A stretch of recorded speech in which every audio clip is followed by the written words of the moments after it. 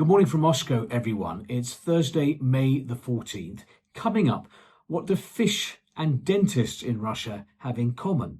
First, the Russian government paper Rossiyskaya Gazeta this morning reports on a new rule that may affect how we cover some of the news here. In the Russian capital, restrictions on publishing information on the aftermath of terrorist attacks and drone attacks. No fakes is the headline. The Russian capital's Anti-Terrorist Commission has decided to restrict the publication of text, photo and video materials on the aftermath of terrorist attacks, including drone attacks. The document states that such a measure aims to ensure public safety and prevent the spread of inaccurate information. Such restrictions will not apply to information published by the Russian Defense Ministry, information on the website of the Moscow mayor and Moscow government, in official channels, or in Moscow Mayor Sergei Sobyanin's internet blog. Meanwhile, Russia's parliament, the State Duma, has begun considering new rules for the expulsion of foreigners.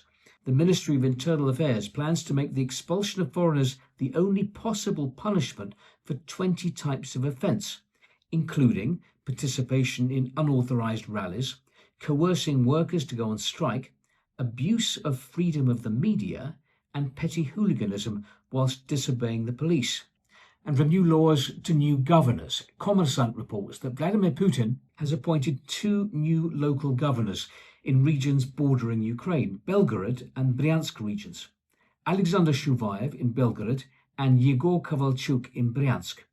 Belgorod's new governor is a recipient of the Hero of Russia Award for participating in the special military operation, Russia's war in Ukraine.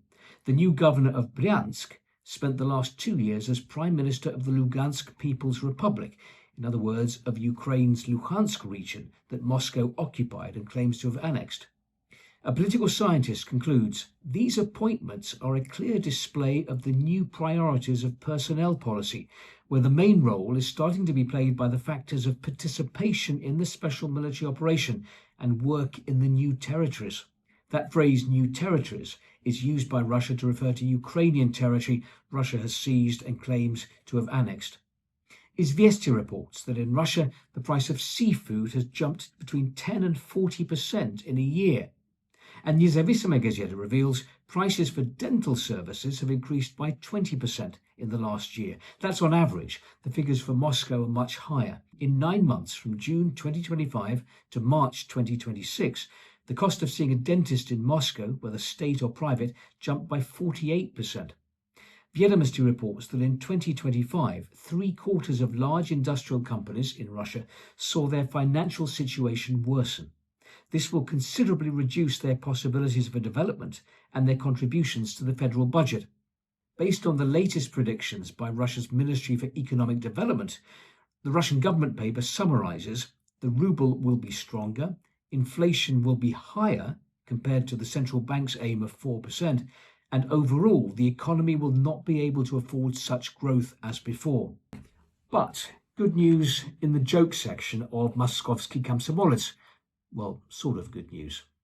As part of its plans to improve the health of the nation, the Russian government has ditched plans to replace the country's old lifts.